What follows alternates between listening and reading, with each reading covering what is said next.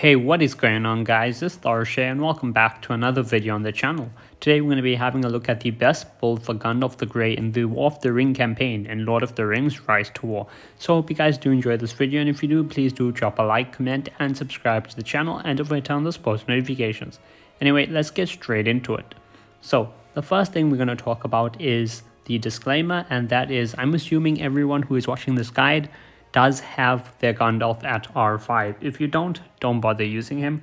Honestly, don't use any commander that is not R5. So the disclaimer is this. You have your commander at R5. You have him at level 50, as I'm assuming you do have him at max level. If not, it's fine. I will be showing you guys where to sprinkle your points in and in what order. So you just fill in those ending points when you do get them. And I'm also assuming you have the 4 extra points from imparting wisdom. Anyway, let's have a look at him, and we're going to go over his army composition, and then we're going to go over his gear, as with then finally his skills. So if we go and we find Gandalf, he's a commander I actually haven't used in all my seasons because he's just such a meta. Everyone used him. I was just like, I don't want to be like that, and I decided to use other commanders, but I finally decided to give him a shot because honestly, he's really good, especially in a campaign like War of the Ring where you're going to be fighting a lot of evil, and his skills are just perfect for this. So in terms of troop composition, what do you want to use with him? So this is the build I'm going to recommend for War of the Ring campaign, okay? Because if you're using him, obviously you are playing good side, you're going to be fighting evil. And evil has a lot of focus damage, a lot of burn damage, especially from those Witch Kings. And yeah, you're going to need some stuff against that. So his skills already help you out a lot. But in terms of troops, well, you're going to want a melee front line, and then you're going to want a damage dealing ranged back line. So for your front line, I'm going to recommend something like Guardians. However, if you do not want to use Guardians, you do not have to. While I do recommend Guardians, you can also use something like Eagles, as Eagles are a very strong melee unit, and because they take 60% less damage from melee units, they just become that much better, especially against burn damage from Witch Kings, because all the alchemists, all the damage they deal is melee damage, because alchemists are melee units. So Eagles do work really well. And if you want, you can even put a type of cav in there if you want to use something like cataphracts or ram riders. It depends, it's up to you. But yeah, in terms of frontline, I recommend something like Guardians. You can put something like Eagles or something like cataphracts as well if you want. In terms of your range, I am going to just honestly recommend using Sentinels because I feel like they're the best range unit there is.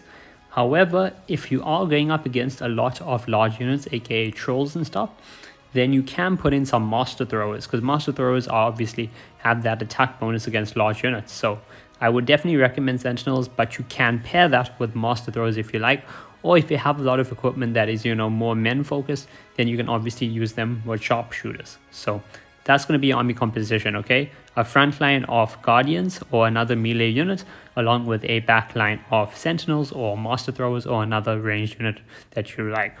Next, we're going to go into his gear. So in terms of gear, I'm going to recommend all focus gear, obviously, because all his skills are modified by his focus stat.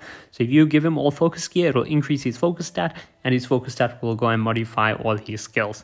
Now, while I say get all focus gear, I also want you guys to get gear that gives him ranged attack, okay? Or if you are going for an all melee build, then go for something that gives him melee attack, okay? That just depends on whether you're going for a ranged build like I am, or if you want to go for a melee build instead.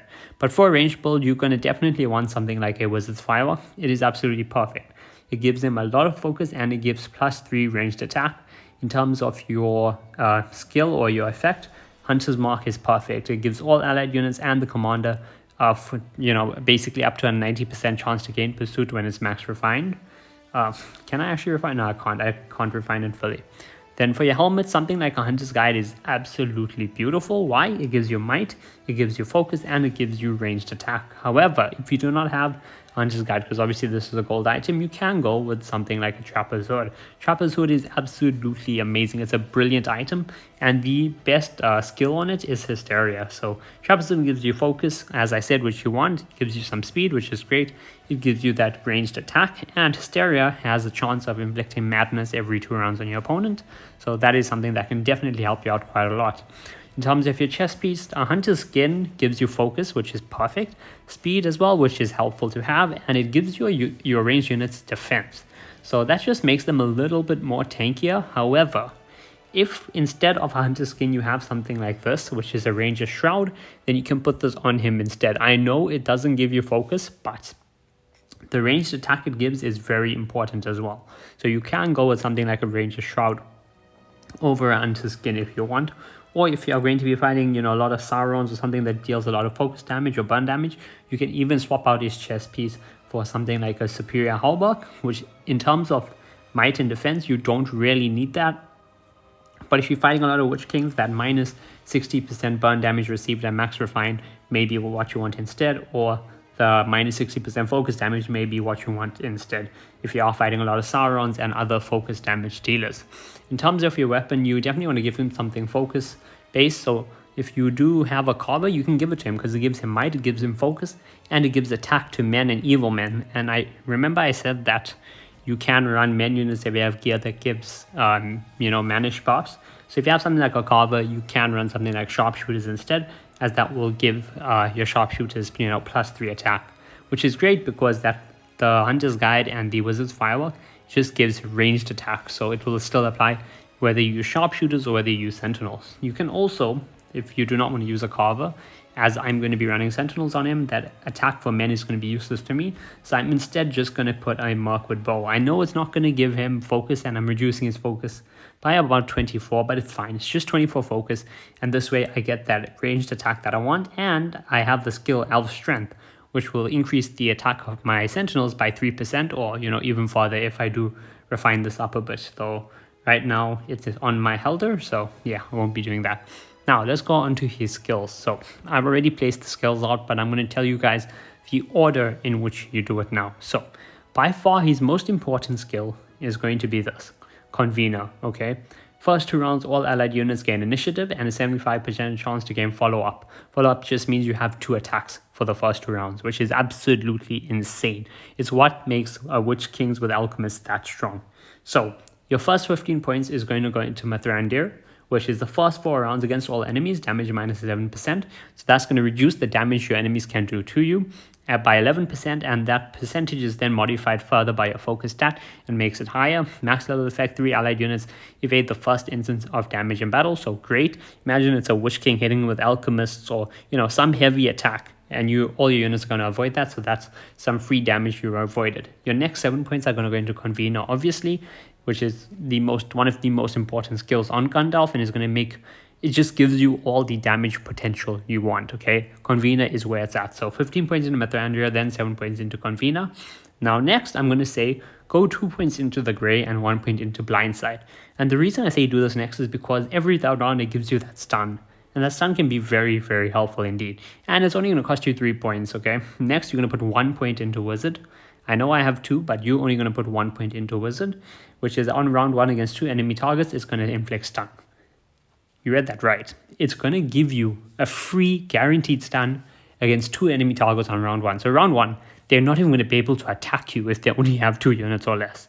So unless they have all 3 units, even then 2 are going to be stunned, and only that 3rd unit is going to be able to get in 1 attack. So you're going to put 1 point into Wizard. Now next up, you're going to put 15 points into White Council, which all allied units minus 19% damage received on the first 3 instances of damage incurred.